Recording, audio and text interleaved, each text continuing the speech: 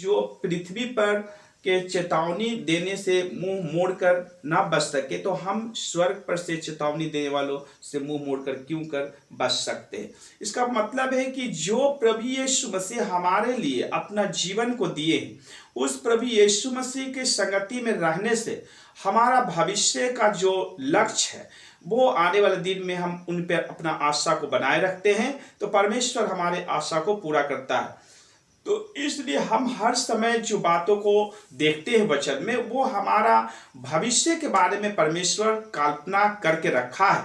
वो कल्पनाएं हमारे बारे में हर समय बना के रखी ने कि हमारा भविष्य, कभी परमेश्वर नहीं चाहता किसी का भविष्य बेकार हो, पर हम अपने ही गलतियों के कारण, अपने ही जीवन को जब हम परमेश्वर से हटाकर हम सांसारिक रूप से सांसारिकता में चले जाते हैं, तो हमारा भविष्य नष्ट हो जाता है। पर परमेश्वर हर एक के बारे में अपनी उसके कल्पनाओं को अपने पास रखा है, और परमेश्वर का वचन बोलता है, मैं तेरी कल्पनाओं को जानता हूं और तेरे लास्ट में तेरी इच्छाओं को मैं पूरा करूंगा। पर परमेश्वर हमारी इच्छा को पूरा करने के लिए तैयार है, पर हम कभी कभी परमेश्वर को इच्छा को पूरा नहीं करते, हम उनकी इच्छाओं पे नहीं चलते। इसलिए हमारे जीवन में जो आशीष होना रहता है वो आशीष हमारे जीवन से चला जाता है। और इस पत्रियों को देखते हुए हम लोग एक और पत्री को देखेंगे, रोमियो की पत्री 3:23।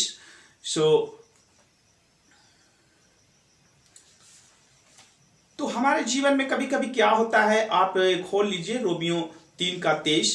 तो यहाँ पर परमेश्वर का जो वचन है, उस वचन को हम विशेष करके जब कंटिन्यू हर समय हम परमेश्वर का वचनों को अध्ययन करते हैं, तो हमारे जीवन में उन सारी बातों को परमेश्वर बतलाता है समय समय पर हमें क्या करना है।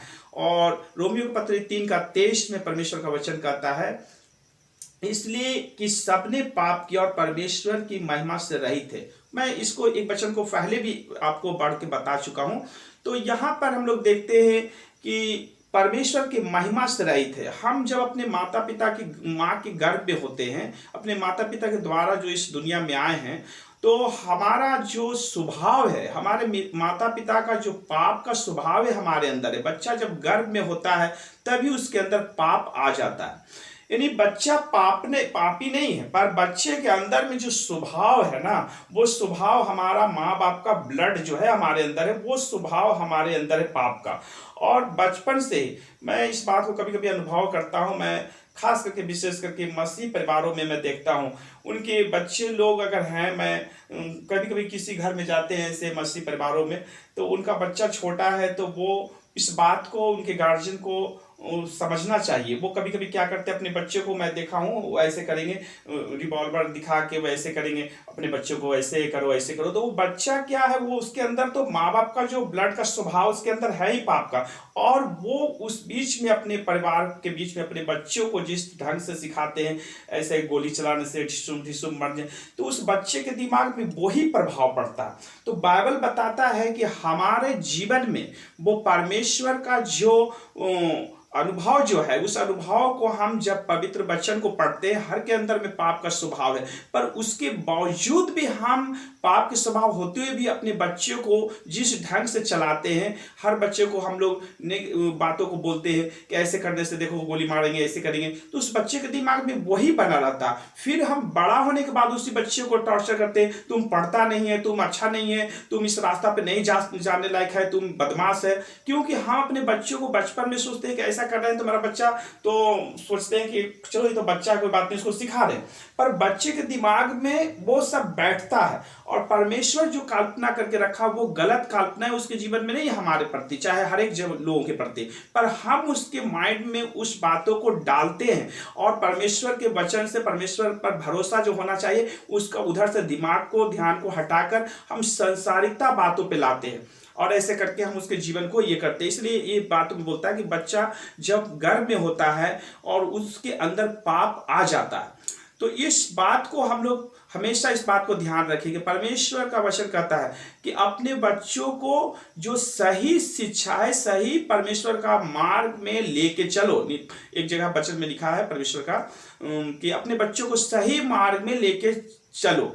तो हम कभी कभी मसीही परिवारों में देखते हैं कि अपने बच्चों को जो बाइबल का जो पाठ है उसे अपने बच्चों को बचपन से ही एक वचन को उसको सुनाना है और कोशिश करना है कि हर दिन जब बच्चा को एक जैसे स्कूल में होमवर्क उसको मिलता है, ऐसे आप अपने घर में अपने बच्चों को ऐसा एक छोटा सा रेफरेंस उसको दीजिए याद करने के लिए, ताकि वो बच्चा को बोलना है कि हमें इसको सुबह में देना है तो शाम को मैं आपसे ये बात सुनूंगा। छोटा छोटा बच्चा वचन, जैसे मान लिया जाए फिलिपी 4:4 में मैं फिर से कहता हूँ प्रभु में सदा आनंदित रहो, प्रभु में सदा आनंदित रहो। तो ऐसे बहुत से रिफरेंस जो है छोटे छोटे अपने बच्चों को आप याद करने के लिए दे सकते हैं।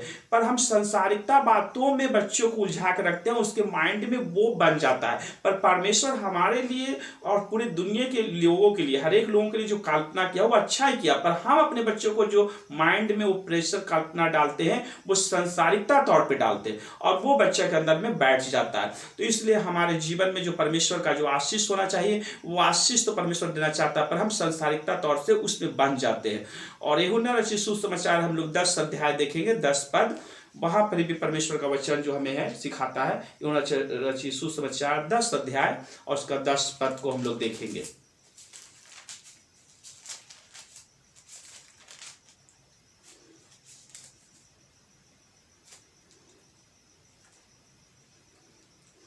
चोर किसी और काम के लिए नहीं परंतु केवल चोरी करने और घात करने और नष्ट करने को आता है।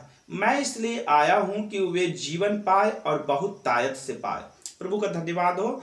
सो परमेश्वर का वचन कहता है, हम आगे तक अगर इसको पढ़ते हैं तो एक अच्छा चरवाहा, मैं कभी कभी सोचता हूं इस बात को कि दाऊद के जीवन से मान लिया जाए कि कभी कभी हम गांव में देखते हैं ऐसे बहुत से लोग हैं जो बहुत से जिनके जानवर हैं तो वो खुद उनको चराने के लिए नहीं ले जाते हैं। एक ऐसा उसको बोला जाता है नौकर, वो गाय भैंस को ले जाता है चराने के लिए। पर उसको मैं हम हर बातों में किसी भी चीज़ों में कैच करता हूँ, ध्यान से देखते हैं तो मैं उसको देखता हूँ कि वो उसको 100 रुपया महीना मिलता है तो वो जानवरों को छोड़ दिया, जानवर कहीं भी जाए, वो सूखा जगह घास है चाहे अच्छा हरा भरा घास नहीं है तो वो चल रहा, फिर शाम हुआ वो लाके उसको दरवाजे में घुसा देता है, क्योंकि उसका अपना जानवर नहीं है। पर जब जिसका अपना जानवर हो तो हर समय क्या करता है, उसको एक अच्छा मार्ग में जहां हरा हरा घास है, जहां सब चीज का सुविधा, वो अपने जानवरों को वहां ले जाके उसको ऐसा खाना खिलाता है। जैसे वचन में लिखा है, दाऊद बोलता है मैं एक अच्छा चरवाहा हरे हरे चराइयों में भेड़ों को चराता हूं। तो दाऊद जब अपना जो उसका चरवाहा था दाऊद एक, वो अपने जानवरों को किस तरह सुरक्षित रखना है, सुरक्षित स्थान में रखना है और अच्छे भोजन जहां उसको मिले, जहां हरा घास हो, जहां जल का व्यवस्था हो, वहां पर वो अपने जानवरों को ले जाता था।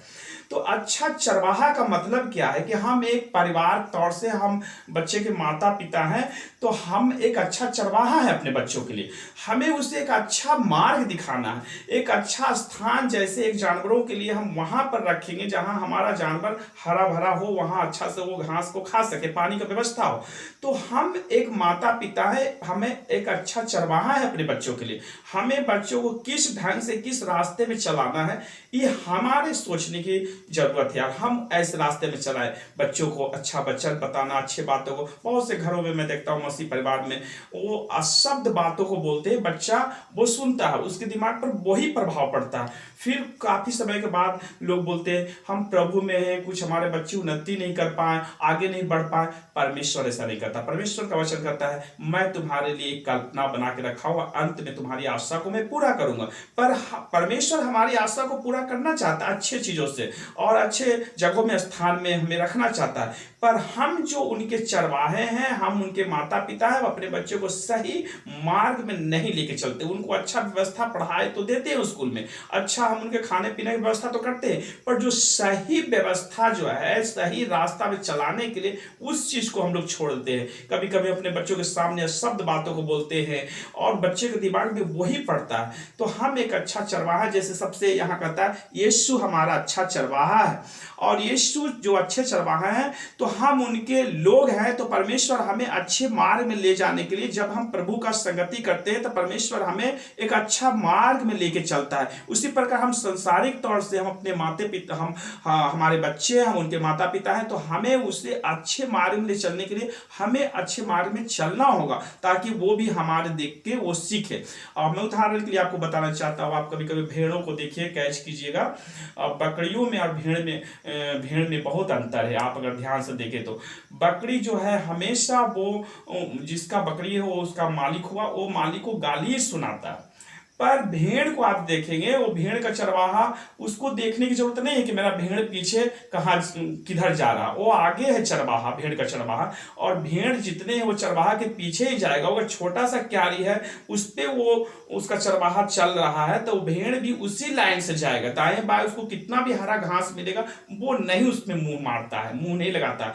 जब तक कि वो चरवाहा उसको एक जगह स्थान में ले जाके बीच में खड़ा कर देगा तब वो समझेगा कि मेरा मालिक वहां अब स्थान दे दिया है, अब तब वो चरना स्टार्ट करता है। मैं इस बातों को बहुत ध्यान से देखता हूं।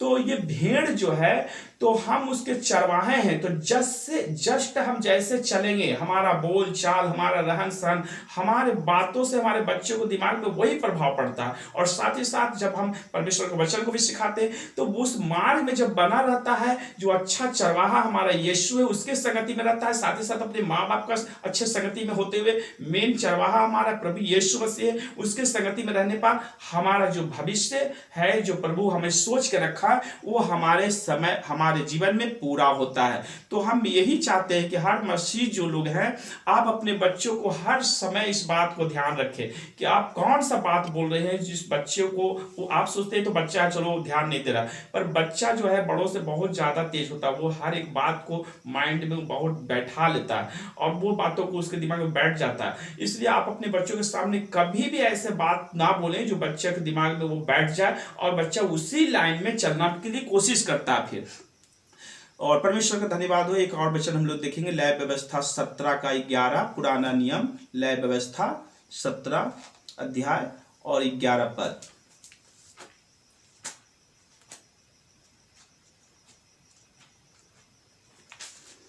लय व्यवस्था 17 अध्याय और 11 पद को हम लोग देखेंगे।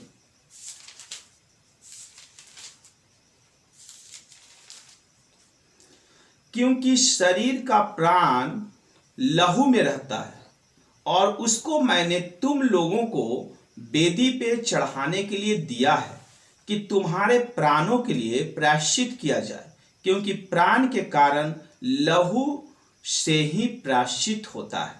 परमेश्वर का धन्यवाद हो।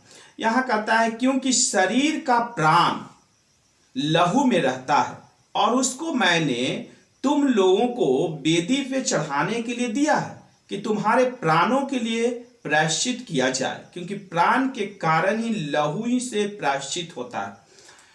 हम जब मेडिकल के अनुसार देखें हमारे जीवन में, हम सोचते हैं हमारा शरीर जो है बहुत मजबूत है, पुष्ट है, हम कुछ भी कर सकते हैं। शरीर पर बहुत लोगों को मैं देखता हूँ अपने शरीर पे घमंड करते हैं, सोचते हैं कि मेरा शरीर इतना बलवंत है, मैं कुछ भी कर सकता हूं, मेरे लिए कोई बात असंभव नहीं, मैं सब कुछ कर लूंगा।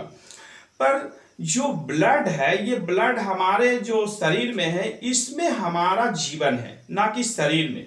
शरीर में हमारा कुछ भी नहीं, ये शरीर भौतिक है। इस पृथ्वी की मिट्टी से परमेश्वर ने रचना किया है और मिट्टी जो है मिट्टी ही है, मिट्टी में मिल जाता है। पर परमेश्वर जो प्रभु यीशु मसीह हमारे लिए लहू बहाए हैं, और यहां कहता है कि प्रभु का वचन में 17 का 11 में, क्योंकि शरीर का प्राण लहू में रहता है और उसको मैंने तुम लोगों को वेदी पे चढ़ाने के लिए दे दिया कि तुम्हारे प्राणों के लिए लहू ही से प्रायश्चित होता है। सो प्रभु यीशु मसीह अपना जो प्राण है, जो लहू, उन्होंने हम सबों के लिए दे दिया।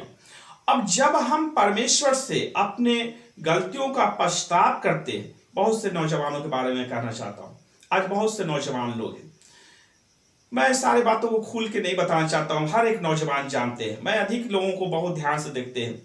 मेरे पास भी मेरा एक लड़का है, मैं अपने लड़कों को, मैं अपने लड़का को बहुत ध्यान देते हैं। जब वो ज़्यादा स्क्रीन टच मोबाइल को लेकर रहता है तो मैं बीच बीच में उसको टोकते हैं और उसको बोलते हैं कि मोबाइल ठीक है, अच्छा है, काम का चीज़ है, उस मोबाइल में तुम क्या देख रहे हो। तो कभी कभी वो चिढ़ भी जाता है, मगर मैं उसका पीछा करना नहीं छोड़ता हूँ। और अधिक से अधिक जब वो चादर तानने के बाद भी मैं पड़ा रहता हूँ रूम में, तो मुझे महसूस हो जाता है कि वो मोबाइल अंदर, चादर के अंदर मुंह उठा के मोबाइल रखा, तो मैं चादर को फट से खींच देते हैं। और वो चिढ़ता भी है, मगर बाद में वो कहता है कि नहीं, ये अच्छा ही करते। तो मैं उसे बोलता हूँ कि मोबाइल ठीक है, तुम आंखों के सामने, सबके सामने काम का चीज है, उसे कर रहे हो, पर बहुत सी बातें जो है गार्जियन इस चीज को नहीं देखते हैं, और या फिर उसे इस बात को नहीं बताते हैं कि हमारे जीवन में बहुत कारण है पाप, और पाप के कारण जब तक हम प्रायश्चित नहीं करते हैं तो हमारे जीवन का कोई भी लक्ष्य जो है, आशीष जो है परमेश्वर का नहीं होता है, और हम लास्ट में उस आशीष से वंचित रह जाते हैं। मैं कभी कभी देखता हूं अपने बच्चों को, कोई लोग बहुत मेहनत करते हैं, पैसा खर्च करते हैं उसके पीछे, पैसा खर्च करके उसको अच्छा पढ़ाना, जबकि उस बच्चे के पीछे उनके घर की जो संपत्ति है वो भी बेच देते हैं, पर काफी समय के बाद वो बच्चा का भविष्य नहीं उज्जवल होता है। और लास्ट में अगर उसे पता लगाया जाए तो बच्चे के पीछे उन्होंने पैसा खर्च किया, काफी पैसा खर्च किया, पर बच्चों को जो सही गाइडिंग देना चाहिए, सही एक रास्ता दिखाने के लिए अपने बच्चों को साथ में रहकर उसको चेक करना, ये वो नहीं कर पाते। और फिर वो बच्चा बड़ा हो जाता है, और बड़ा होने के बाद वो अपनी गलतियों को भी, क्योंकि वो प्रभु यीशु को सही से नहीं जान रहा, क्योंकि प्रभु यीशु मसीह कौन है, उन्होंने अपने शरीर का जो प्राण, पवित्र लहू जो है हमारे लिए वेदी पे उड़ेल दिया, और उसके लहू से हमारा प्रायश्चित होता है। और जब तक वो नहीं जानता है तब तक वो प्रभु से भी अपना जीवन का प्रायश्चित नहीं करता। तो जब तक हमारे जीवन में प्रायश्चित नहीं होता है, और हम कितना भी ज्ञानवान हो, बुद्धिमान हो, हम बड़े शरीर से डिलडॉल हो, हमारे पास पैसा है, हमारे जीवन में पाप भी है, प्रायश्चित करते हैं, तो फिर परमेश्वर पश्चाताप हमारे जीवन में क्षमा करता है और हमारे जीवन को आशीष करता है। तो कारण क्या हो जाता है कि अधिक से अधिक गार्जियन जो है वो एक अच्छा चरवाहा है, और एक अच्छा चरवाहा जो अपने भेड़ का रखवाला करता है, वो कभी भी कितना भी मुसीबत आ जाएगा अपना भेड़ को छोड़ के भागेगा नहीं। तो हमारा भी कभी कभी, मैं अपने पर अनुभव करके आप लोगों को शिक्षा दे रहा हूँ, मेरा भी जवान लड़का है, मैं उसे हमेशा पीछे लगा रहता हूँ। वो जब ज्यादा देर होता है, ठीक है, मोबाइल लेके काफी समय जब हो जाता है, बाहर देखते हैं बात कर रहा, तो मैं पीछे से जाता हूँ, फिर बोलता हूँ कि इतना देर क्या कर रहा मोबाइल लेके, तो मैं बीच बीच में टोकते रहता हूँ उसे। तो एक जब जवान बच्चा जब हो जाता है तो उसका बाप जो है, खास करके लड़कों के लिए बाप, और जब बेटा उसका जवान है तो वो बाप बेटा नहीं रहा, एक दोस्त के समान हो गया। उसे दोस्त के समान फेलोशिप करना चाहिए, ताकि हर समय एक दोस्त जिस प्रकार खुल के सारे बातों को बताता है, और पिता को एक जवान बच्चों को उसी ढंग से शिक्षा देना चाहिए। और उसके मन का जो भय है कि मेरा पिताजी है, ये गलत बात है, पिताजी है, गलत काम करने में पिताजी के सामने शर्म है, पापा के सामने शर्म है, डर होना चाहिए। पर कुछ बातें ऐसे हैं जो पिता से मिलके एक शिक्षा प्राप्त करना, सही उसको डिसीजन देना, सही मार्ग में ले जाना, ये सबसे बड़ी बात है। तो हम हर मसीह के घर में ऐसा होना जरूरी है कि अपने बच्चों बड़ा भी हो गया तो आप उस बच्चे को गार्डिंग करें, देखें, आप एक अच्छा चरवाहा हैं, तभी जाके परमेश्वर की योजना उसके जीवन से पूरा होगा। और फिर वो प्रभु को जान रहा है, तो अगर अनजाने अनजाने में कुछ गलतियां हो भी जाता है, तो अगर वो प्रेयर करता है तो सबसे पहले वो अपने प्रेयर में पश्चाताप करेगा, प्रभु हमसे अनजाने में गलती हो, प्रभु हमें क्षमा करे। बहुत से मसीह परिवार में हम देखते हैं उनके बच्चे लोग जो है प्रार्थना नहीं करते, अगर प्रार्थना करते भी हैं तो उनको ये मालूम नहीं है, वो प्रार्थना में सबसे पहले बस अगर वो वचन मालूम हो गया, प्रभु आप वचन में लिखा है मांगो तो तुम्हें दिया जाएगा, प्रभु हम आपसे मांगते हैं तो बाइक मांगते हैं, आप मुझे एक वाइफ दीजिए, या मुझे अच्छे पत्नी दीजिए, या अच्छा नौकरी दीजिए, ऐसा वो प्रार्थना करने से परमेश्वर थोड़ी दे देगा, क्योंकि मांगने से पहले परमेश्वर हमारी इच्छाओं को जानता है। अगर मैं यहाँ रुककर एक और उदाहरण देना चाहता हूँ। एक व्यक्ति मुझे बोला, आप तो काफी साल से आप सेवा कर रहे हैं फादर, आप अब तक गाड़ी नहीं लिए, बाइक नहीं लिए, साइकिल से ही घूमते हैं। हमने उसको जवाब दिया कि हमारा प्रभु यीशु मसीह तो पैदल जाते थे, और लास्ट पोजीशन में गधे पे उन्होंने अपना सवारी किया। मैं तो प्रभु को धन्यवाद देता हूँ, साइकिल से चल रहा हूँ। तो मुझे इस बात का गर्व है कि अगर बाइक मेरे लिए जीवन में बड़ा बात नहीं, बाइक मेरे पास चाहे तो अभी हम बाइक खड़ा कर सकते हैं, परमेश्वर आशीष हमारे लिए दिया है। पर हमें परमेश्वर अगर नहीं लेने का योजना दे रहा है तो उसके पीछे कोई रहस्य है, वो परमेश्वर को हम धन्यवाद देता हूँ। बाइक से हमारे जीवन में कोई आशीष ना होकर कुछ और बात हो।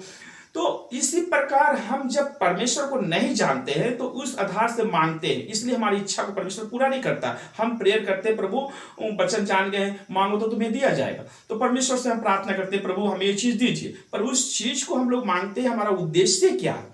और कभी ये नहीं सोचते हैं कि मांगते हैं तो क्या परमेश्वर हमारी इच्छा को पूरा करने से पहले हम परमेश्वर की इच्छा को पूरा कर रहे हैं। हमने अगर जीवन में कोई गलत काम किया है, कभी मैं पछतावा कर रहा हूं, कभी मैं प्रभु के सामने आने से पहले, प्रार्थना करने से, मांगने से पहले क्या हम अपनी गलतियों को स्वीकार करता हूं कि प्रभु हमारे जीवन से गलती हो चुका है, प्रभु हमें क्षमा करे। या फिर हमारे, और खास करके दूसरा नंबर की, हम जो गार्जियन है वो कभी बच्चों को सिखाए ही नहीं कि तुम प्रार्थना करना है, प्रार्थना करने से पहले अपने पाप को पछतावा करना है। बच्चा भी फिर भी, क्योंकि हमारा माँ बाप का ब्लड जो है उसके अंदर है, हमारा पाप का स्वभाव उसके अंदर पनप रहा, फिर इस समाज में, इस संसारिकता में रहने से और भी उसका जीवन में जो पाप बढ़ रहा। तो प्रार्थना से पहले हम अपने जीवन में हर एक गलतियों का पछतावा करना जरूरी है, तब परमेश्वर से प्रार्थना करना। तो परमेश्वर की योजना हमारे जीवन में बहुत अच्छा है, पर हम उस योजना को न समझते हुए हम दूसरे मार्ग में भटक जाते हैं। और परमेश्वर कहता है मैं तुम्हारे कल्पनाओं को जानता और अंत में तुम्हारे कल्पनाओं को मैं पूरा करूंगा, तुम्हारी आशाओं को मैं पूरा करूंगा। इस समय एक और वचन हम लोग निकालेंगे, दूसरा तीमुथियुस 3:1 और 23। दूसरा तीमुथियुस की पत्री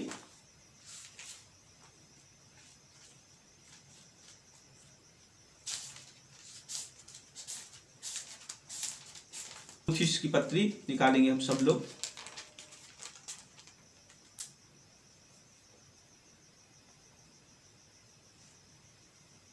यह जान रहा कि अंतिम दिनों में कठिन समय आएंगे, क्योंकि मनुष्य स्वार्थी, लोभी, डींगमार, अभिमानी, निंदक, माता पिता की आज्ञा टालने वाले, कृतधन, अपवित्र। ये वचन जो है कभी कभी मैं पढ़ता हूं, इसके बारे में सोचते हैं कि अंतिम घड़ी में, इन समय में मैं देखता हूं, अन्य लोगों का बात मैं नहीं कर रहा हूं, मसीह परिवार, मसीह फैमिली में भी मैं देखता हूं, अपने माता पिता का सम्मान नहीं करते इन अंतिम दिनों में। क्योंकि मनुष्य क्या हो चुका है, सब लोग स्वार्थी हो चुके हैं। हर एक के मन में लोभ चीज जो है उसके अंदर में है लोभ। अगर वो कुछ है भी नहीं तो बड़ा बड़ा डींग मारता है, बहुत बड़ा बड़ा डींग मारता है। मैं यहाँ रुक कर आपको उदाहरण के लिए एक समझाना चाहता हूँ। मेरा एक बिलीवर्स है और उसका कम उम्र हो रहा है, मुश्किल से 17 साल होता होगा। और मैं जब कुछ होता है तो वैसे बोलता है मेरे पास तो अभी ऐसा करेगा तो उसको बता देंगे, ये करेंगे, वो करेंगे। और पुलिस के बारे में भी एक दिन बोल रहा था कि हम तो रहते तो पुलिस को मार के उसको ये करते, गिरा देते। पर एक दिन वो मार्केट गए अभी इस बंदी में, तो पुलिस उसको एक डंडा मारा है। तो मुझे बता रहा था कोई कि पुलिस को देख के एकदम मतलब डरता है। तो मैं इस बात को सोचा कि अंदर में डर है, पर आदमी के सामने लोग क्या करते हैं, बड़े बड़े डींग मारते हैं, हाँकते हैं। तो यहाँ यह पर कहता है कि यह जान रख कि अंतिम दिन में कठिन समय आएंगे, क्योंकि मनुष्य स्वार्थी हो जाएगा, लोभी हो जाएगा, डींग मार, जो कुछ नहीं भी है उसके पास वो बढ़ चढ़ के बोलता है, और अभिमानी, अभिमान से भरा हुआ रहता है, कुछ भी नहीं पर उसके अंदर अभिमान बहुत ज्यादा है, निंदक, माता पिता की आज्ञा टालने वाले, कृतधन, अपवित्र। और तीसरा में कहता है दया रहित, क्षमा रहित, दोष लगाने वाले, असंयमी, कठोर, भले के बैरी। ये सब कुछ जो आज जो हमारे जीवन में है, एक एक बात का अगर निचोड़ आप निकालेंगे तो हर एक जवानों के अंदर में ये सब पाया जाता है। वो जवान लड़का हो या लड़कियां हो, उनके अंदर अभिमान ज्यादा होता है। कभी भी वो नहीं चाहते हैं नम्र बनना अपने माता पिता के सामने, बड़ों के सामने, या परमेश्वर का वचन को जो सुनते हैं, पढ़ते हैं कि हम परमेश्वर का वचन जो है कहता है दयावंत बनो, नम्र बनो, दीन बनो। जब तक हम इस सारे बातों को नहीं लाते, परमेश्वर वो जरूरी है, हम एक वचन पढ़ लेते, परमेश्वर ने कहा मैं तुम्हारे बारे में जो कल्पना किया हूं वो अंतिम में तुम्हारी आशा को पूरा करूंगा। इस वचन को सिर्फ पढ़ लेने से हमारा आशा पूरा नहीं हो जाएगा। पर यहां पर जब यह आता है दूसरा तीमुथियुस की पत्री 3:1 से लेकर लगातार जब हम लोग पढ़ते हैं तो यहां सारी बातें जो है परमेश्वर का वचन जो है कह रहा है, यह जान रख कि अंतिम दिनों में कठिन समय आएंगे, क्योंकि मनुष्य स्वार्थी, उनके जीवन में स्वार्थपन होता है। वो जो कुछ भी चाहते हैं मेरा सब कुछ है, मैं ही हूं। या बहुत से लोगों को मैं देखता हूं, मैं जो कुछ हूं मैं ही आगे रहूं, मेरे आगे कोई नहीं हो। ये हो गया क्या, ये अंतिम दिनों में कठिन समय आएंगे क्योंकि मनुष्य स्वार्थी, उनके अंदर स्वार्थ का भाव ना होगा, लोभ, हर चीज के लोभ जो उसके अंदर है, डींग मार, जो बातें नहीं भी उससे हो सकता वो भी बड़ा चढ़ के वो बोलते रहते, अभिमानी, मतलब उसके अंदर अभिमान से भरा रहते, दूसरों का निंदक, इधर का बात उधर करने वाला, माता पिता की आज्ञा को नहीं मानना, उसके बातों को एकदम टाल देना, टालने वाला, कीर्तधन अपवित्र, उसका जीवन पवित्रता है ही नहीं, पूरे जीवन अपवित्रता से भरा हुआ, दया रहित, किसी पे, आजकल जवानों को देखो उसके अंदर में इतना मतलब गुस्सा होता है, इतना गुस्सा कि अगर कोई कुछ उसको बोलेगा, भाई एक जवान लड़का है और उसको अगर आप कितना भी कुछ बोलेंगे, अच्छा से ही बोलेंगे और बार बार आप झुकेंगे भी, फिर भी वो झुकने के लिए तैयार नहीं, वो सोचता है कि मैं सबसे बड़ा हूं। तो ये सब क्या है, ये अभिमान, निंदक, माता पिता की आज्ञा टालने वाला, कीर्तन पवित्र, दया रहित, उसके पास दया नाम का चीज ही नहीं है, क्षमा रहित, तो किसी को क्षमा नहीं कर सकता है, दोष लगाने वाला, हर लोगों को कुछ ना कुछ बातों में दोष लगा, असंयमी, कठोर, उसका जीवन जो है हृदय कठोर से भरा हुआ होता है, भले के बैरी, और विश्वासघाती, ढीठ, घमंडी, चौथा अध्याय में लिखता है, विश्वघाती और ढीठ, घमंडी और परमेश्वर के नहीं वरन सुख विलास ही के चाहने वाले होंगे। और ये सब जो है, ये सब कुछ जो है हर एक जवानों में खास करके या आजकल के युवा पीढ़ियों में ये सब पाया जाता। पर परमेश्वर का वचन जब हम सीखते हैं और जब परमेश्वर का वचन को ध्यान से पढ़कर उस वचन को चारों तरफ से मिलाकर हम परमेश्वर की सारी बातों को जो कहा गया इन सभी को मैं मानते हुए चलते हुए, तब उस वचन के लिए, अपने भविष्य के लिए जब हम प्रार्थना करते हैं, प्रभु हमारे आप मेरे जीवन के बारे में कल्पना करके रखें और अंतिम में मेरा जो आपका जो कल्पना है हमारे जीवन से पूरा होगा, वो आशा ही के रूप में, और परमेश्वर हमारा भविष्य आप ही उज्जवल करेंगे। ऐसा प्रार्थना, ये नहीं कि सिर्फ वो वचन को देख लिया और उससे हम प्रार्थना करें, पर मेरे हमारे जीवन में जो और जो बातें हैं वो हमारे जीवन में नहीं, उसके साथ साथ हमारे जो गार्जियन है, जो बच्चों का गार्जियन है, वो सबसे अच्छा चरवाहा है, उन्हें बच्चों को शुरू से ही सही गाइडिंग में लेके जब चलेंगे तो उनका बच्चा, आपका बच्चा जो है वो प्रभु का जानेगा और प्रभु का मार्ग को पहचानेगा और प्रभु का जो योजना है आपके बच्चे को जीवन से पूरा होगा। सो खास करके बच्चों को प्रति गार्जियनों को जागरूकता रहना है और एक अच्छा चरवाहा बनना है, कि इस प्रकार जैसे हमारा प्रभु यीशु मसीह एक अच्छा चरवाहा है, और जब हम प्रभु यीशु मसीह के भेड़े बनते हैं, एक विश्वासी भेड़ को दर्शाता है। हम अगर भेड़ हैं तो हम प्रभु यीशु मसीह कहते हैं कि मेरा भेड़ मेरी आवाज को पहचानता है। जिसका भेड़ है उसकी आवाज को, मालिक की आवाज को पहचानता है, पर कब? जब वो मालिक उस भेड़ को सही रास्ता में लेके चलता है, तो उसके लिए सब चीज को व्यवस्था करता है। तो इसी प्रकार हम अपने बच्चों को हर चीज का व्यवस्था पूरा करने के साथ साथ उसको सही गाइडिंग करना है, उसको सही अगुवाई में लेके चलना है, तब वो प्रभु को जानेगा। प्रतिदिन मैं मसीह परिवार में देखता हूं अपने बच्चे के लिए काफी पैसा खर्च करते हैं पढ़ाने लिखाने में, खाने पीने में, पर एक चीज जो मेन पॉइंट है वो नहीं करते। कभी वो अपने बच्चे को ये नहीं कहते कि संध्या शाम के समय में आओ हम प्रार्थना करेंगे। अगर वो जब बड़ा हो जाता फिर उसके बाद बोलते हैं प्रार्थना में नहीं बैठता, अब तो बड़ा हो चुका, अब तो नहीं बैठेगा, क्योंकि उसे बच्चे से एक कुम्हार मिट्टी का बर्तन बनाता है तो वो जब तक आग में उसको नहीं पकाया, अगर थोड़ा सा वो धूप में रखा है, थोड़ा बहुत गीला है, तो अगर उसको मालूम हो गया कि थोड़ा यहाँ टेढ़ा है तो फिर उसको ऐसे कुछ से ठोक ठोक के उसको कहीं रास्ता पे ला दे सकता है। पर उसको पकाने के बाद चाहेगा कि टेढ़ा है, उसको ठोकेंगे तो टूट जाएगा, बिखर जाएगा, पर वो रास्ता पे नहीं आएगा। तो अपने बच्चों को सही मार्ग बाइबल बताता, तुम अपने बच्चों को प्रतिदिन सही मार्ग में लेके चलो।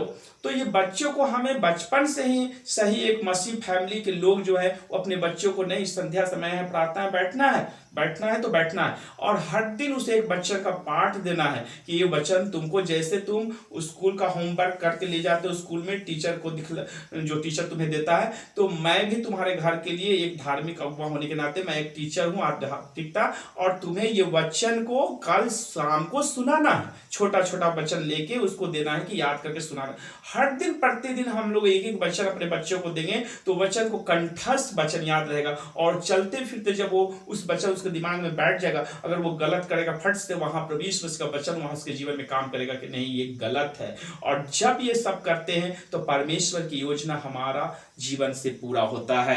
तो इसलिए परमेश्वर का वचन कहता है कि सदा हम अपने बच्चों को सही मार्ग में लेके चलने के लिए, वो मेन जो है अपने बच्चों का भविष्य को उज्जवल करना काम हमारे गार्जियनों को है, जो गार्जियन अपने बच्चों को सही शिक्षा दे, उनके साथ क्वालिफिकेशन के साथ उसे अपने बाइबल का पाठ का वचन भी सिखाना बहुत जरूरी है। लास्ट में मैं एक और वचन बोल के समाप्त करूंगा वचन को। पहला यूहन्ना 1 का 7 हम लोग देखेंगे। पहला, मैं इस वचन को फिर से आपके सामने बोल रहा हूं। पर यदि जैसा वह ज्योति में है वैसे ही हम भी ज्योति में चले तो एक दूसरे की सहभागिता रखते हैं, और उसके पुत्र यीशु का लहू हमें सब पापों से शुद्ध करता है। ये वचन को मैं बार बार पढ़ता हूं, मुझे बहुत अच्छा लगता है। इसका बहुत निचोड़ अगर निकालेंगे, पर यदि जैसा वह ज्योति में है, ये ज्योति का मतलब जो है, ज्योति के बारे में जब आप ध्यान से अध्ययन करेंगे, मैं अभी थोड़ा देर पहले मेरा लाइट नहीं था रूम में, तो मैं इस बात को सोच रहा था, अजीब ढंग से लग रहा था, लाइट नहीं, कुछ पढ़ नहीं पा रहे हैं, और लाइट नहीं तो अभी क्या करेंगे, लाइट नहीं तो कुछ हो नहीं सकता, अभी बेड लगाएंगे और नेट लगाएंगे और घुस जाएंगे अंदर, सो जाएंगे, कि क्या करेंगे, कुछ तो है नहीं, लाइट ही नहीं तो कुछ काम नहीं हो सकता। पर यहां पर बोलता है 7 में, पर यदि जैसा वह ज्योति में है वैसे ही हम भी ज्योति में चले। ये ज्योति का मतलब ये संसारिक तौर से हमारा जो ये लाइट है, बिना इस लाइट का हम कुछ भी नहीं कर सकते। लाइट के बिना हम अधूरा है, क्योंकि हम कुछ नहीं, जो काम हाँ बहुत है, तो अगर थोड़ा बहुत कुछ मोबाइल का फ्लैश लाइट चलाएंगे तो पूरा काम को नहीं कर पाएंगे, पर एक बॉल का अच्छा रोशनी में हम पढ़ सकते हैं, सब कुछ कर सकते हैं। तो ये तो सांसारिक तौर से लाइट होना जरूरी है, तब हमारे जीवन में कोई काम करना है वो अधूरा नहीं रहेगा, पूरा कर पाएंगे। पर उससे भी बढ़ के हमारे जीवन का जो अंदर का जो जीवन है, इस जीवन से हमारा बाहर रोशनी निकलने के लिए हमारे ये शरीर का पहनावा ओढ़ावा और हमारा ये सब तो ये अधूरा है, पर हमारे अंदर से एक लाइट निकलना चाहिए। अंदर का लाइट जो है भी यीशु मसीह का जो जीवन है, उस जीवन से जो यीशु मसीह का जीवन से निकला, जो लोगों को जानते हैं यीशु को, हम उसके समान हमारा जीवन होना चाहिए। ये सुनते कि यह है कि परमेश्वर ज्योति है, तो परमेश्वर ज्योति है, और साथ में कहता है पर यदि जैसा वह ज्योति में है वैसे ही हम भी ज्योति में चले तो एक दूसरे का सहभागिता रखते हैं, और उसके पुत्र यीशु का लहू हमें सब पापों से शुद्ध करता है। आमीन। तो सहभागिता का मतलब क्या होता है, ये ज्योति का मतलब क्या होता है? तो प्रभु यीशु मसीह का जो गुण था, उस गुण को जब हम अपनाएंगे तो ऑटोमेटिक परमेश्वर आपके जीवन में आशीष देगा। मैं कभी कभी सोचता हूं, मैं कल भी इस बात को आप सुने होंगे, तो आप सुने होंगे हमारे वचन के माध्यम से मैं बताया था, मैं क्या हूं। मैं कभी सोचता हूं मैं क्या हूं, मैं कुछ भी नहीं। पर बहुत से बड़े बड़े लोग, ऐसे लोग हैं, जब आते हैं वो फिर हमसे बात करते हैं और बोलने के बाद बोलते हैं आपका बात सुन के बहुत मुझे अच्छा लगता है और मन में एक शांति मिलता है, और बहुत से ऐसे लोग हैं।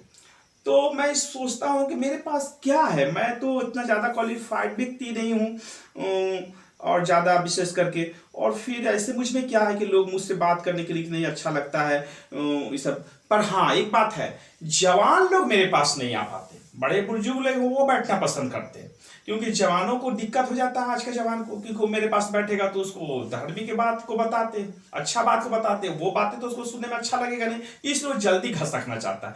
पर जब बूढ़े बुजुर्ग लोग हैं, उनकी तो कोई अब समस्या नहीं है, अब वो तो प्रभु का रास्ता पर चलने के लिए वो कहते हैं आपका बात बहुत अच्छा लगता है। पर जवानों को अधिक से अधिक दूसरा और बात बोलने के लिए इंटरेस्टेड वो है, तो वो आपके पास बैठेगा, पर जवान लोग नहीं बैठेंगे, क्योंकि वो अच्छा बात नहीं सुनना चाहते, क्योंकि उनके जीवन में वो शुरू से ही जो पाप का स्वभाव है, माता पिता का जो ब्लड उसके अंदर है, फिर इस संसारिकता तौर की जो संसारिक बातें उसके जीवन में घुसा हुआ। तीसरा पॉइंट है तो अपने घर में माता पिता के साथ रहे, उन्हें वो सही संस्कार नहीं मिला, इन सब मिलाकर उन्हें अच्छा नहीं लगता है। तो ये जो ज्योति है, परमेश्वर का जो स्वभाव है, हम उसका संगति करते हैं, उसके साथ में रहते हैं, तो हमारा जीवन वैसा बनता है, और तब प्रभु कुछ नहीं करते। प्रभु ऊपर से आके नहीं कहेंगे कि तुम्हें मैं गवर्नमेंट जॉब दे दूंगा।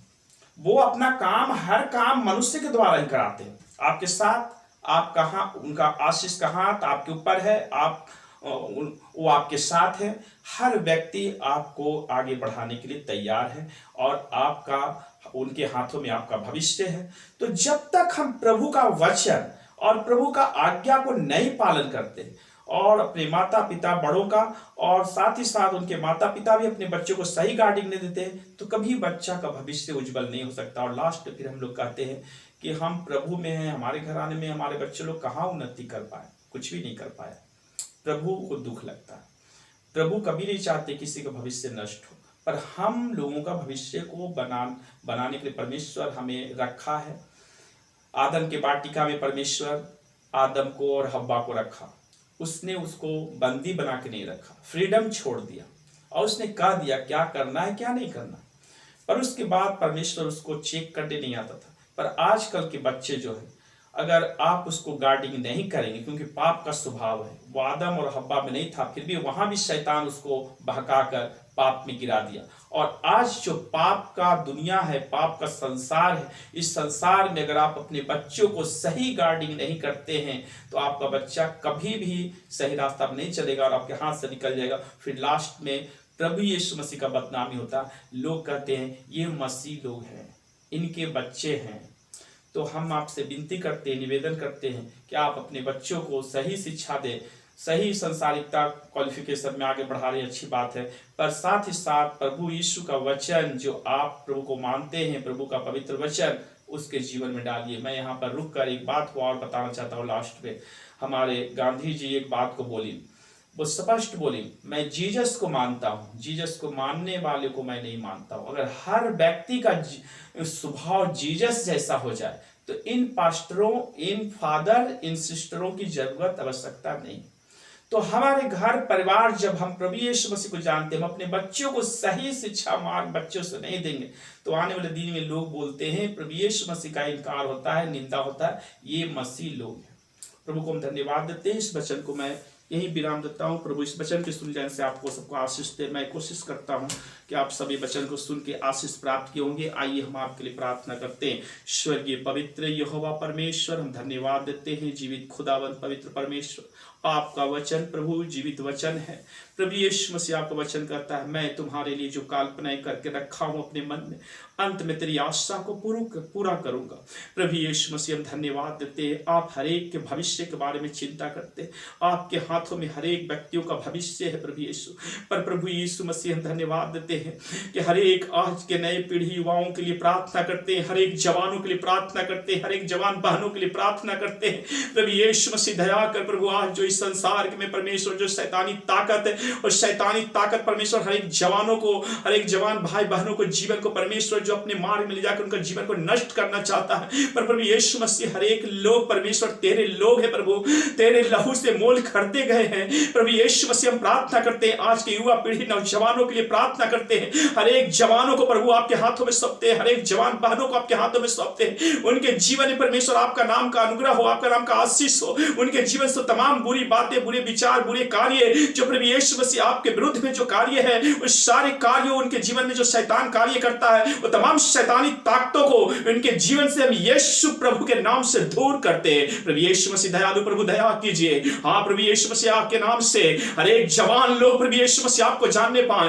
हर एक जवान बहने प्रभु आपको जानने पाए, और प्रभु यीशु मसीह आपके नाम की महिमा होने पाए प्रभु यीशु, हालेलुया। और प्रभु हर एक जवानों का भविष्य आने वाले दिन में प्रभु यीशु मसीह आपके नाम से उनका भविष्य उज्जवल होने पाए। पवित्र व परमेश्वर हम धन्यवाद देते हैं। पवित्र व परमेश्वर जितने लोग परमेश्वर इस वचन को सुन रहे थे प्रभु यीशु मसीह, उन वचन के माध्यम परमेश्वर आपका पवित्र वचन जीवित वचन है, और प्रभु यीशु वचन के जीवन में काम करने पाए। आज इसी समय प्रभु यीशु मसीह उनके जीवन से आप बातचीत कीजिए प्रभु यीशु, उनके जीवन के हर एक बुराइयों को, गलतियों को, पापों को प्रभु आप क्षमा कर, वो अपने मन को परमेश्वर, वो अपने मन को, हृदय को परमेश्वर उनको छुइए प्रभु यीशु, हर एक पापों से प्रभु पश्चाताप करने पाए, और प्रभु यीशु मसीह उनका जीवन में परमेश्वर आपका लक्ष्य, आपका आशीष और प्रभु यीशु उनका जीवन में पूरा होने पाए। प्रभु यीशु धन्यवाद, धन्यवाद पवित्र व परमेश्वर। प्रार्थना सुनने के लिए प्रार्थना मांगते हैं आपके पुत्र प्रभु यीशु के नाम में, आमीन। God bless you.